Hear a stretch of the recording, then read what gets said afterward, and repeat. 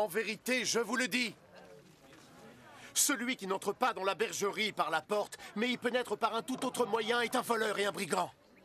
Celui qui entre par la porte est le berger de ses brebis. Le gardien, lui, ouvre la porte. Les brebis entendent sa voix. Il les appelle chacune par son nom et il les fait sortir. Quand elles sont sorties, il marche devant elles et les brebis le suivent parce qu'elles reconnaissent sa voix. Elles ne suivront personne d'autre. Au contraire, elles s'enfuiront si c'est un inconnu, puisqu'elles ne connaissent pas sa voix. Jésus leur raconta cette parabole, mais ils ne comprirent pas ce qu'il voulait dire. Alors Jésus ajouta : « En vérité, je vous le dis, je suis la porte de la bergerie. Tous ceux qui sont venus avant moi sont des voleurs et des brigands, mais les brebis ne les ont pas écoutés. Je suis la porte. Ceux qui entrent en passant par moi seront sauvés. Ils pourront entrer, sortir et auront de quoi manger. Le voleur ne vient que parce qu'il veut voler, tuer et détruire. Moi, je suis venu pour que vous receviez la vie.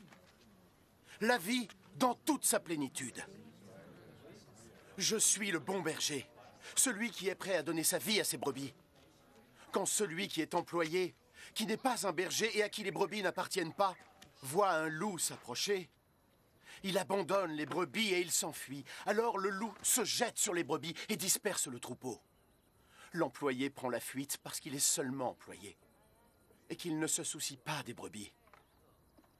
Je suis le bon berger, de même que le Père me connaît et que je connais le Père.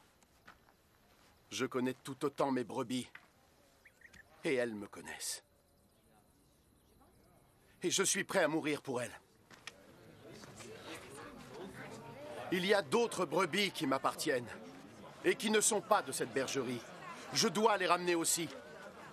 Elles entendront ma voix et elles deviendront un seul troupeau avec un seul berger. Le Père m'aime parce que je suis prêt à abandonner ma vie afin de pouvoir la recevoir de nouveau. Personne ne peut m'enlever la vie. Je l'offre librement par ma propre volonté. J'ai le pouvoir de la donner et j'ai le pouvoir de la reprendre. Voilà ce que mon Père m'a ordonné de faire. Encore une fois, en entendant ces paroles, les gens furent divisés. Mais il est juste possédé! Oui, c'est un fou. Pourquoi continuez-vous à l'écouter? Un homme qui serait possédé ne parlerait jamais comme ça. Oui, comment quelqu'un de possédé pourrait-il donner la vue aux aveugles? Comment? Dites-le-moi! Mais non, enfin!